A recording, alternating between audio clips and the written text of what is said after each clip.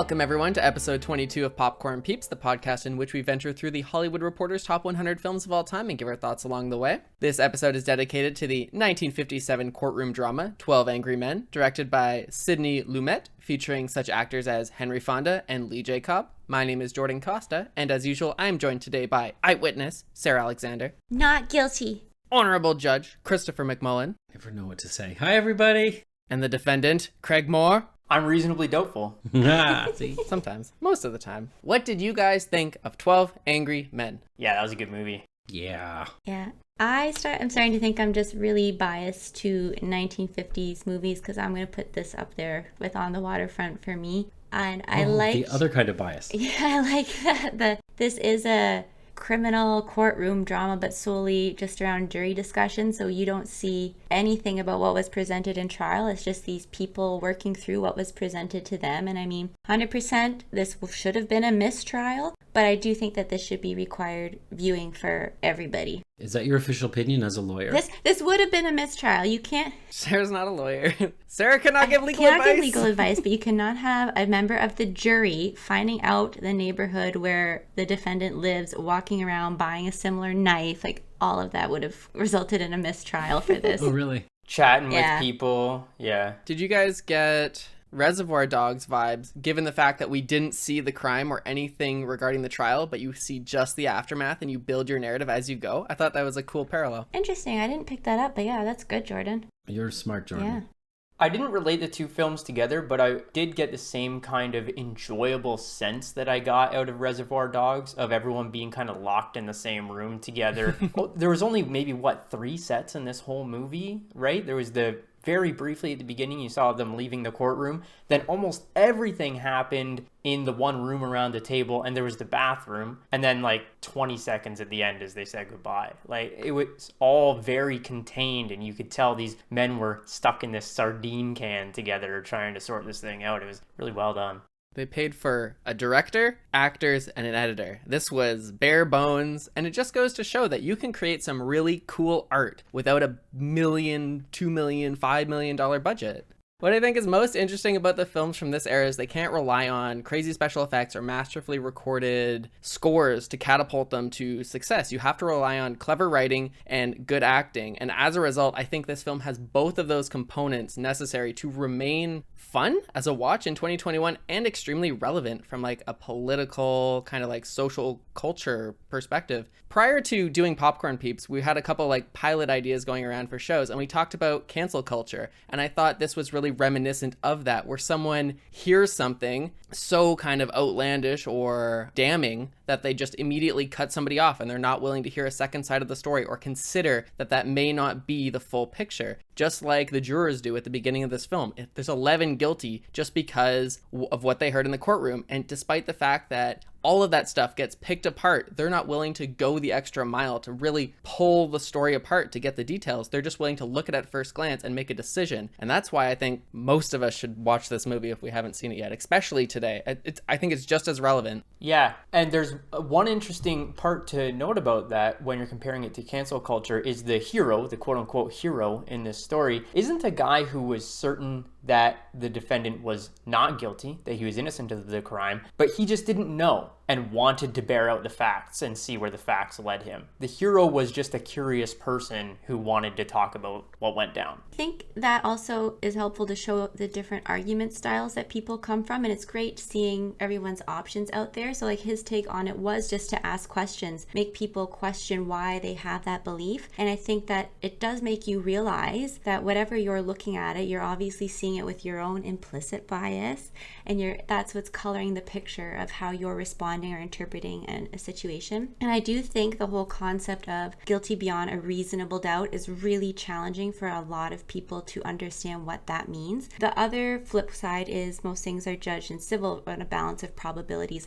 okay, they more than likely did it. Mm-hmm. Where you get that when you see something, it's yeah, look at all this evidence, yeah, he probably did it. But when you leave that gap, there is a reasonable doubt here, and it comes down to you're not asking if he's guilty or innocent, you're just asking, did they prove it beyond a reasonable doubt? And I think it's challenging for people to come to that, because in this day and age we try and be so certain and we try and be so steadfast, and opening up that, oh, maybe I don't know, or maybe I'm not 100%, can be uncomfortable. Well said. And I think the film didn't really place a giant emphasis on the idea of reasonable doubt. I felt like a lot of them were saying they flipped from guilty to not guilty. And I understand those are the two sides, but I didn't really feel like a lot of the characters talked about, well, okay, I see now that there's room for error. It was just kind of almost like a binary thing. I feel like a lot of them did mention when they changed their vote that they would say, oh, so the one guy would say, oh, you think he didn't do it? And the person would say, I don't know. Okay, no, that's fair. Yeah, that's all it is. Yeah, that's the whole point of not guilty, right? Yeah, you don't know. Like they didn't prove it 100%. I'm not saying he's innocent. I'm just saying I don't know that he did do it. And that is your reasonable doubt. And I think people get so locked into guilty or not guilty when you have to look at the big scope of things. It's like if there's wiggle room, you're not sure. You can't convict. But they obviously thought that they had everything figured out based on how they interpreted what was presented to them in the courtroom. And again, this is not legal advice by any means. Don't come at me. But my professor in school always said, if you're guilty, have a trial by jury. If you're innocent, have a trial by judge only, because the judge is obviously equipped with knowing how to weigh the evidence and what is reasonable doubt, whereas 12 of your peers have no clue and they're coming at it with their own implicit bias. So you're more likely to get off. It's so nice to have two friends that are lawyers. I'm not a lawyer. I don't even work in the legal team anymore. I don't have any friends who are lawyers. Speaking of being judged by your peers, what did you guys think of our characters? Juror number 1 is the best of them all. That can't be true. And I'm saying that with my own implicit bias because in a high school production of 12 Angry Men, I played juror number 1. Oh, did you really? So they were typecasting. Well, Craig, we'll have to take a vote on that to determine if it's really true. Does everyone agree? No, juror number 9. The old man, I loved him. I wasn't good at getting all the juror numbers, but yeah, the old man was really good. I just remembered he was beside 8, who was our main one in all. I just love old people, I think. I have a question about the jurors. Did juror 8 look so smart just because all the other jurors were so dumb? Or am I reading that wrong? I think you're reading that wrong. I don't think the other jurors were dumb. Yeah, I think that's just his argument style. Some guy was like, I gotta get to the ball game. I'm gonna miss the game. We gotta leave. 15 minutes. What else do we gotta do? So I think the purpose of the jurors was to have a full gamut of every type of person that you could have. And that guy who didn't give a shit and just wanted to get to the ball game, there's tons of people out there like that could end up on a jury who really don't give a shit whether the person's guilty or innocent. They got their own shit to do, so they want the trial to be over as soon as possible. That's fucked. That's actually one of the things I thought they did really well. It would have been nice to see some non-white people. Well, I guess technically some of them were like foreigners, but Didn't you listen to that one juror? They're all criminals, Chris. Oh. And women making decisions in the jury? Hell no. So I Googled that actually about women being in juries because I was like, why weren't there any? But there's a women's washroom. So women in New York were allowed to be on a jury in 1927, but it was by volunteer only. Like you were never mandated. It was only if you wanted to go. I don't know when it flipped. And then if you volunteer to be on a jury, a lawyer's probably going to not want you. 100%. So they're probably going to get you out of there. Lawyers don't necessarily want someone on a jury who wants to be there. is it voir dire that you can just get rid of them for no reason? It would be in jury selection. But if it came up during trial, it would be in a voir dire, yeah. But the women, the selling point for them being able to be on a jury was they'd be good at seeking out lies because they're so used to talking to their children and sifting through the fibs. And I thought, oh my God. That's amazing. Like they did an excellent job of picking archetypes. The apathetic one, like the guy with the glasses, like juror number 2, I think it was, or was he 4? The German guy? No, the businessman, the upper class man. He had glasses. He was very stoic. Who didn't sweat but then sweat? I'm thinking of the guy with the glasses. Yes, he was very like steadfast, very prim and proper. He didn't sweat. And then there was the poor kid who put on a suit. I don't remember that guy. He was the juror number 4, I think. Oh, Craig, juror number 4 doesn't give me any tips. In terms of the jurors that I remember, I think Fonda did a great job. I loved his performance, but other than him, I agree with you, Sarah. Juror number 9, the old man, he had so much spunk. And when someone was like, you don't know what you're talking about, old man, he wasn't afraid. He stood up and said, if I was 20 years younger, I'd have decked you out or something along those lines. And he's the one that really pressures the fellow with the glasses to be like, are you sure? Like, let's break this down a little bit more. And he realizes that he has the dimples on there. As Sarah said in the Up episode, old people should still be displayed as heroes. And he's the one who helps really contribute from the very beginning to reasoning with these gentlemen. Absolutely. Yeah, he was the first one to say, I don't know, but let's talk about it more. He was the first one that flipped, right? Yeah. So I Googled him, Joseph Sweeney, and I'd never seen him in anything before, but he was born in 1884. Oh, I thought, oh my God. What a time to be alive. Yeah, Seriously. 1884. Now you're at the movies in the 50s. Like, what have you seen? In terms of other fellows, Juror 12 was pretty useless, but I think he added a nice little layer of comedy to it. He was the fellow in advertising who was talking about all of his silly little gimmicks there on the side and just really trying to neglect the courtroom. And I think on a couple occasions he was like, I'm voting for guilty. No, I changed my mind. Okay, I'm back on guilty. Flipping back and forth. And I just appreciated some of the lightheartedness that he brought to really a very tense movie. I think he had ADHD. And I think you do meet a lot of people like that in life, whereas they're not really certain of where they'll fall and they'll be easily swayed one side or another. So I do think that was, like Chris said, a good archetype of someone that you would see out there. Yeah, very sheepish. Totally ADHD. That's like 100%. I liked his character a lot because he was kind of making fun of like, oh, here's a stupid thing that we do at the ad agency the one time. Yeah. And then later on in the movie, he says something like, let's put this on the floor and see if the cat eats it or something like that. Yeah. Yeah, he was a really funny guy. Kind of reminded me of my one grandpa, actually, with his crazy anecdotes. Otherwise, I think the only other juror that really had a lot of staying power in my mind was Juror 8, the other main character, played by Lee J. Cobb, the real, I don't know if you would even call him an antagonist in the situation. He was Juror 3, wasn't he? Oh, sorry, opposing Juror 8 was Juror 3. Yes, you're right. Played by Lee J. Cobb.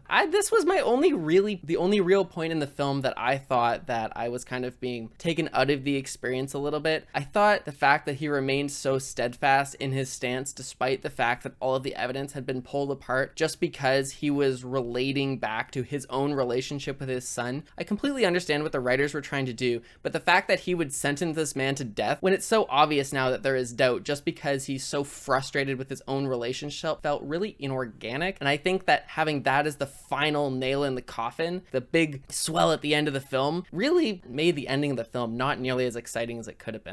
Oh, see, I'm the complete opposite because there's nothing that will make someone stick to their guns past all reason than some sort of emotional trauma / bias. Yeah, I'm with you, Chris. He just seems like a salty bitch. Absolutely. He was angry at his son. Yeah, he wanted was. to punish his son. They're out but there. he couldn't do it Yeah. because now his son's a grown up and he can't punish his son anymore. And he's angry at his kid for the way that his kid treated him. That rang so true to me. So he's going to take it out on this other kid instead.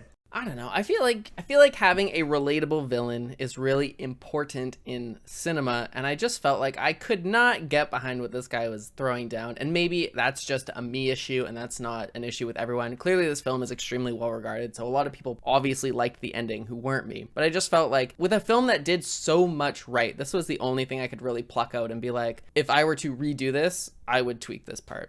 Jordan, would you say you had a good childhood? Yeah, for sure. It's really good. Yeah, like how are things It's between you solid. and your dad? Sarah, did you have a good childhood? Don't ask that question. You don't want to know the I'd answer. say 50-50. And how about you? Good childhood, Craig? Well, let me just say it this way. I fully understand the problem with Juror 3. I think I've sussed out why Jordan can't relate.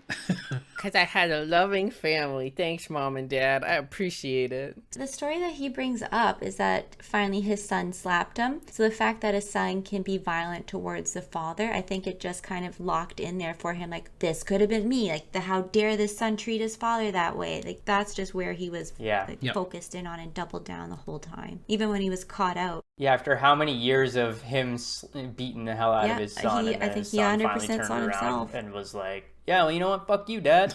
No wonder this angry bastard is running the mob at the docks. I mean, look at him. He's an Absolutely. asshole. For those of you who might have missed a previous episode, Lee J. Cobb played the mobster in On the Waterfront, which you should go listen to if you haven't listened to it. It's a great episode. And a great movie. Another spillover from that movie is also the cinematographer. Boris Kaufman did the cinematography for On the Waterfront and for 12 Angry Men, which I thought was really good in this movie, given that you're in such a small room and it's starts out, everyone's filtering in and you're kind of above watching them come in and get settled. And then as the movie goes, we just get closer and closer and closer. And then you're in there and you feel kind of claustrophobic watching them talk, and they're all sweaty and you're so stuck in. And then finally when they get out, we pull back out and we're watching them from above go down the stairs. I just thought that was a really great way to work with the one room you're given and still give that tension just from camera work. Could you imagine being the crew responsible for this? How like miserable those the filming of this must have been, to be packed in there like sardines, as you said. Yeah, you got this guy squeezed in the corner trying to stay out of the shot with the boom mic holding it over the frame, and his arms are so tired because he hasn't moved in 15 minutes. Yeah, he's like, can I get to the water cooler? I need 16 of you to move out of my way. Shimmy through everyone. Yeah. I really hope it was a set that they just took a wall away. I read that the director made them all do their lines repeatedly without filming so that they would get kind of frustrated being in there so long, and then finally they'd start filming them just to get that aggravation of being kept in this hot room. I totally got that from them. The actors, the cast really made me feel like they were getting stressed out. They were hot. They hated being in that room together. Oh my God, why are we still here? All the actors are probably like, no, that guy intentionally stressed me out. I ain't signing up to do another movie with this guy. Fuck that dude. Yeah, but then it became one of the most done. famous films of all time. And they were like, well, I mean, if it ain't broke. To be honest, I hadn't heard of this prior to this list. Not even in passing. Like, obviously I've heard of like The Godfather and a ton of these other really high profile older films, but nothing about 12 Angry Men. And I think it's shocking because we'll get to it eventually when we rank it, but this is It's epically good. quite good. I've seen this movie over a dozen times. Wow. Maybe more than 20 times. Really? Holy smokes. I think this was my first time. Well, because you were in it too. You have firsthand I experience. lived this you life. lived it. I had to keep watching it to try and get my character down. Did you do as good a job as they did? Absolutely not. Don't ask him that question. You know the answer. I don't know. I'd like to see how people see themselves. I have a healthy self-confidence, but I didn't even do it justice. Moving away from the characters, what are some of the moments in the film that really stood out to you? So number one, right off the top of my head, when juror number 8 wipes his face on the same towel that everyone else has been using, and I'm like, oh, there's a pandemic, bro. Whoa. I said that. Like the communal paper towel. Do you not know how those things work? Of course I don't know how those things work. I'm from this millennium. I'm not actually from this millennium. I'm Chris from the isn't. Yeah. One of the actors was born in the 1800s, Chris. Obviously, we don't know how it works. You fucking dinosaur. How do you plug in your XLR mic with your fucking T-Rex hands, It's not the Chris? same piece of towel. It's inside of the box. There's like meters and meters and meters of towel inside the top, and you pull down a fresh piece. So when you pull this piece down, and then it's fresh. So it's like, Yes. you're pulling it kind of up out of the top, so it's fresh towel as you pull it. Okay, what I had in my mind was it was this towel that when you pull it, it just it's like a loop of towel. No! And you're pulling down like old used towel to dry your hands on. I'm like, That's what I thought too. so gross, man. It's disgusting. No. It's every time you pull it, it's fresh linen. My thought process was maybe it's been up there long enough after it loops that it will have dried and you can recycle it. That's what I thought it was. That's why they had so many diseases. I feel like I'm on one of those YouTube channels where it's like, get kids to try and figure out what this thing is, and it's like it's a rotary phone, and they're like, I don't know how, I'm trying to push the buttons, but it's not doing anything. One of my favorite moments was the reveal of the second knife. That was awesome. They're just so confident that this knife is a unique item, a one of one. And he just goes, well, really? Pulls out the second one, stabs it in the table, and everyone's like, oh, taken aback, these big gasps. And it was really the first, like he pulled a rabbit out of his hat. And this was really the first, I guess, unraveling of some of the, like the ironclad evidence that we had from the court case. I liked later on in the film when they're debunking the evidence, and the guy said, I think that, the kid went in and he took this knife and he buried it into his father's gut. And the guy said, that's not the same knife, don't you remember? Yeah. I think he said, pass me the murder weapon. And the guy hands him the wrong knife or something like that. And it starts this whole conversation. Because they had already handed the real one back to the bailiff or whatever. Yeah, they gave it back to the bailiff. Yeah, that was excellent. My favorite part is, I forget how he kind of got here, but juror number 8 was kind of badgering, and they were questioning how juror number 3 was so certain about something, and he was so dead on, yeah, but then he finally was just like, well, of course I don't know, and then admitted that he obviously had reasonable doubt, and we were all like, oh. Right. But then he continued on. I just thought it was a smart way to get there. Mind you, I cannot remember it now because it's been a week, but I still remember the reaction. I wrote down my favorite quote, which was, and I think it was Juror 3 that said this, but I should have written it down. So you think too much, you get mixed up. That's why Chris doesn't think at all. Oh. Coming from Jordan. Did you just say coming from Jordan? Because I didn't want to say it. It sounds like something that they said to girls back before women were emancipated. Right. Before we move on to the music, I just wanted to say one more scene that I thought was really powerful, which was when the prejudiced, bigoted guy was going on his rant about the poor people who are like animals and they're killing each other all the time. And all the other jurors kind of just turned their backs on him, looked away. Oh, that was beautiful. Except the one guy who sat there and listened to him. And then when he was done, he said, "Why isn't anybody listening to me?" And he said, "I did listen to you. Now sit down and stop talking." I thought that was a really powerful, great moment because people should treat bigots like that. Just fucking, like, this guy doesn't even deserve the time of day. The racism in this film was really uncomfortable, and I think they did a good job including racism, but doing it in a way that was satisfying, which is really weird because you almost never see racism and find it satisfying the way it's handled any time, but they did it here. Chris, as our resident dinosaur, what was racism like in the 1950s? I was born in 74. You're closer to it than us. Fuck you. I imagine not great because it wasn't good in the 60s either. I think it was a lot more overt. Why I'm saying that is because I want to know if this response to it in the time would have been very shocking or would have been following like a social trend or like how that would have sat with audiences. I think it would have been atypical. I think it was an atypical response. I think so too. I think this would have been like, if we use the language we use today, this would have been a courageous portrayal. Yeah, I think so too. So that actually goes along with my point at the beginning that this is a better watch in 2021 than it is in 1957. Maybe. As much as things change, they stay the same. Could be. Craig talking about the scene with the racist reminded me of another one of my favorite lines, and it was him, and then I forget what other juror, and the racist one asked, like, "Why are you so polite?" And the other juror was like, "For the same reason you're not, like, it's how I was raised." And I thought, Yeah, that was good. Call him out. Nice little smackdown. I loved the breakdown of juror number 3. I just thought that was epic. Yes, yeah. It was so good. I actually looked to see when method acting became a thing, but it was like in the 20s. But the difference between 1954 and 57 acting, at least that other movie and this one, the acting is... On the Waterfront? Yeah, that one. I just didn't want to beat it again. It's so much better. It's so more real and organic. And maybe that's just because the writer of 12 Angry Men, or writers, had a better grasp on... It's based on a teleplay. Okay. From like even earlier. Nice. But it was just so much more natural. It didn't seem, all through the other movie, the dialogue was not very realistic to me. And these really seemed like people talking. Like Voldemort, you can't speak its name. Yeah. Lee J. Cobb getting upset and screaming, "I'll kill you, I'll kill you." And then Juror 8 responding, really good. "You don't really mean that, do you?" That was really powerful because prior to that in the film, Juror 3 had said, "You don't scream, I'm going to kill you unless you're going to mean it." And then he did the exact same thing later in the film. Yeah, that was good. There were a lot of things, yeah. They set up a pin and then they knocked it down. That's why the writing is so clever. Like, you didn't even see them setting it up every time. Like, a lot of the times you don't see them setting it up. Then they hit it and you go, "Oh, I see what you did. Clever, clever." Imagine having to write a movie. Imagine having to actually write a good film and have good actors portray good characters and read good lines instead of just putting like 18,000 superheroes on the screen and selling 32 movies with people shooting colors out of their hands. I watched The 10 Rings on the weekend. It was okay. I recommend. Jordan. Marvel simping is over. How did you guys feel about the fact that there was only one piece of music in this entire film? Was it at the end or at the beginning? Didn't When notice. was it? It was at the very end, right when the characters are exchanging names. Yeah, and it was just sort of like that uplifting 50s music. I noticed the absence of music.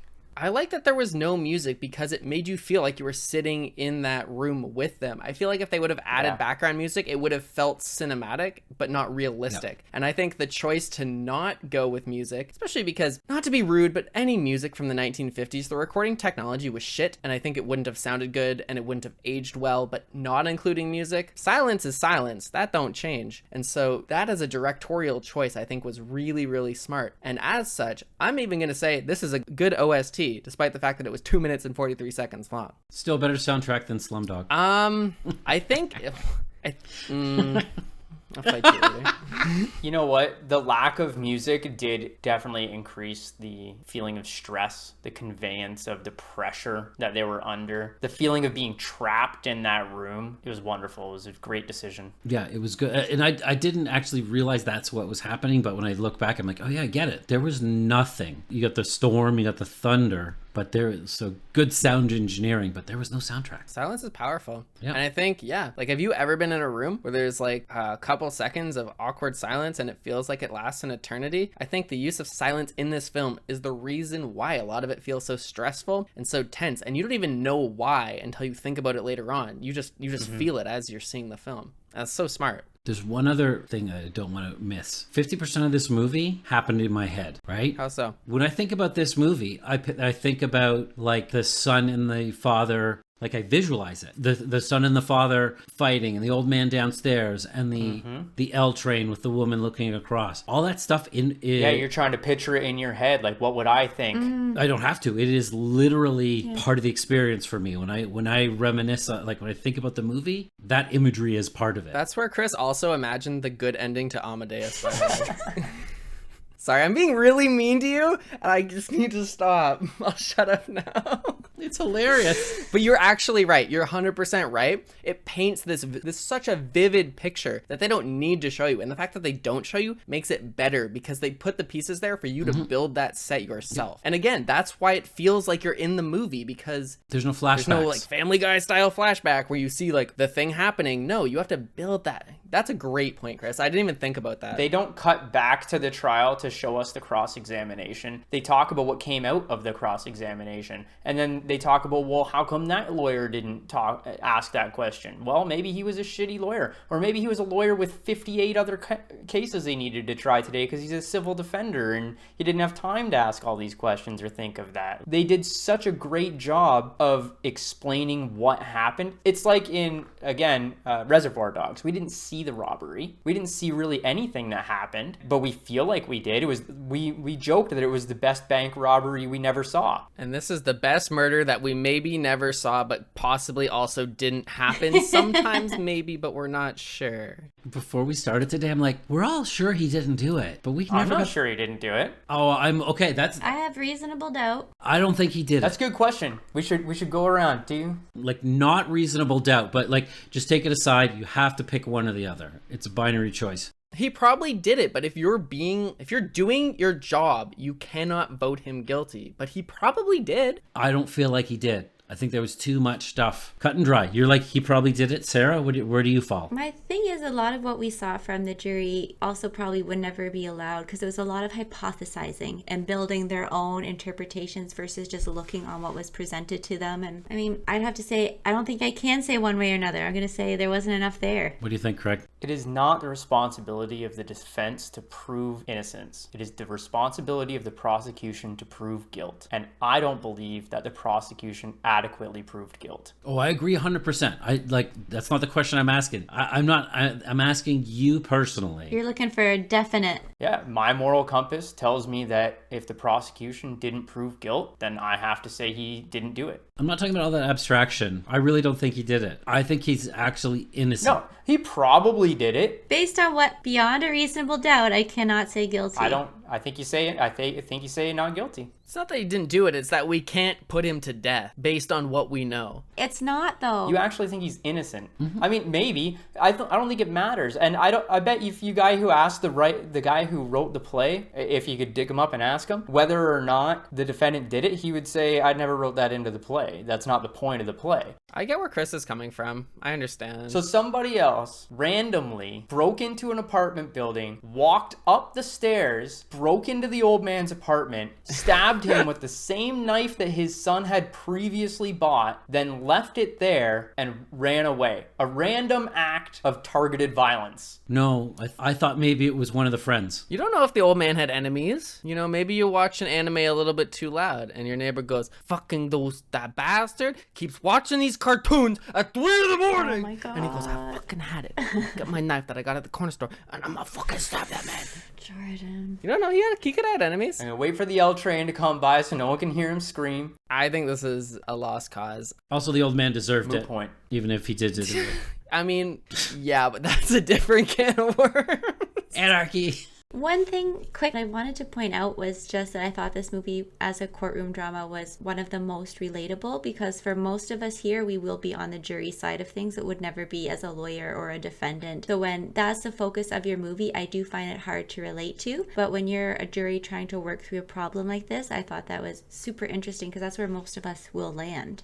Before we move on to ranking, have any of you been on a jury? And Craig, your play does not count. I was selected to be on a jury or go into jury selection or whatever. And then I went to the courthouse and I stand in line to go through and they pat me down because you're not allowed to bring weapons into a courthouse, which is probably reasonable. And then I go up to the guy and I'm like, hey, I'm here for jury selection. And he's like, oh, didn't anyone call you about this? I'm like, no. He's like, yeah, that one got settled. We don't need a jury for it anymore. But I'll put your name on the list that you showed up, so you won't be on a jury for like 4 years. I'm like, fucking sweet. That's the lesson. If you ever get to jury selection, don't answer your phone when they call you, and then go in on the day and they'll put you on the list so you don't get selected for 4 more years. 200 IQ. I had something like that happen similar. Nice. I want to be on a jury. That sounds awesome. I can't be on a jury because I'm technically an officer of the court from my paralegal licensing. I played the first half of Danganronpa, an anime video game all about detective work and court cases, and I want to do it for real. Let me on. Ontario. You're going to be on a jury for like unpaid street tickets. If you know anyone who works for the judicial entity of this province, your boy is waiting. Get this man on a jury. Do you understand that the jury you're going to end up on is for like unpaid parking tickets and an amount of $2,000, and you have to sit there and just sift through like, Get hype! Jury duty, let's go! Jury for that? All right, folks, we're going to rank this bad boy. If you're following along with the YouTube video, you can check out a list of all of our rankings so far at the top of the description, also on popcornpeeps.com. However, Sarah, where are you going to put 12 Angry Men amongst the films we've seen so far? I'm putting it in number 1 above Memento. Whoa! Wow. I thought this was a really good movie. It was in a nice lean package at 90 minutes. I thought a lot of the content that was in it is super important and relevant. Yeah, it was a real short one. Chris, where are you going to pop this bad boy? I thought I might be the highest one at 5. So not quite better than Amadeus, but better than Reservoir Dogs. And how about you, Craig? I'm sorry, you think that this movie is not better than Amadeus? You and Amadeus. You and I did not watch the same movie when we watched Amadeus. What did you watch? Did you watch a cartoon about Mozart? Like, what? Welcome to the bi-weekly segment where Craig questions all of Chris's life decisions. I just really liked it. Why you gotta be so mean? All right.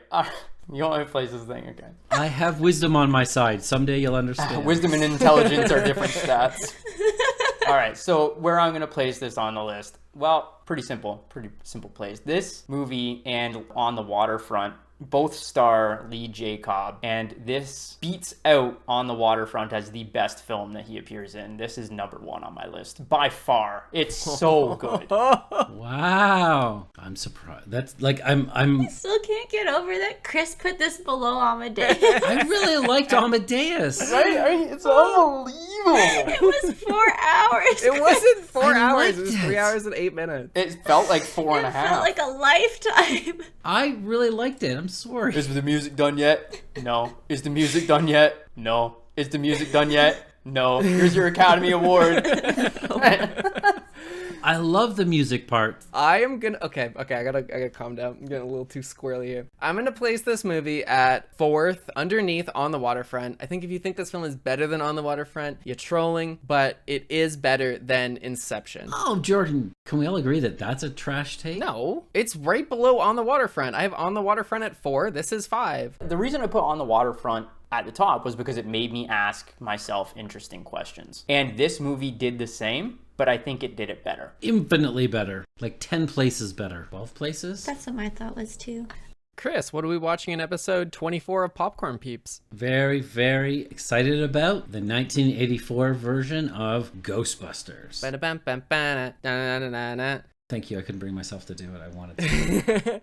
Where can they watch it? They can watch it everywhere.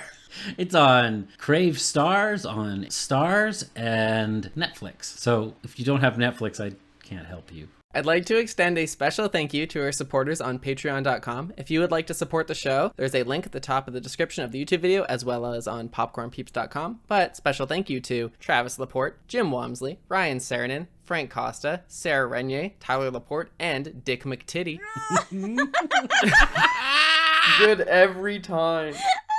He says this is worth the $3 he spends every single month. And so I don't think it's going to stop. I think every week there's going to be a new pile of garbage waiting. What are you talking? Pile of garbage? I love it. No, it's a good meme. I appreciate it. Yes. It's funny. All right. Thank you guys so much for listening. Until next time. See you later. Bye-bye. Bye. Bye. Bye.